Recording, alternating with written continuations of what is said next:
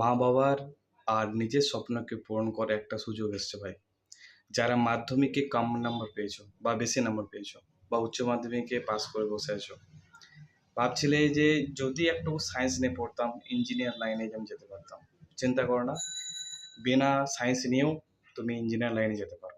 তোমার জেক্সপো তোমার জন্য রেডি আছে, জেক্সপো ফর্মটা তুমি ফিল আপ করো।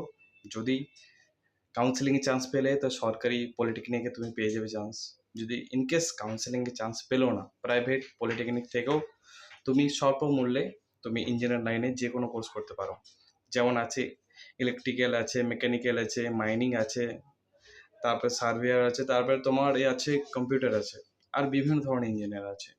একটা ভালো কেরিয়ার হবে মাত্র 3 বছরের যে এক্সপো কোর্স। আর আইটিআই করলে ডাইরেক্ট ভগলাইট দিতে পারবে 2 বছর।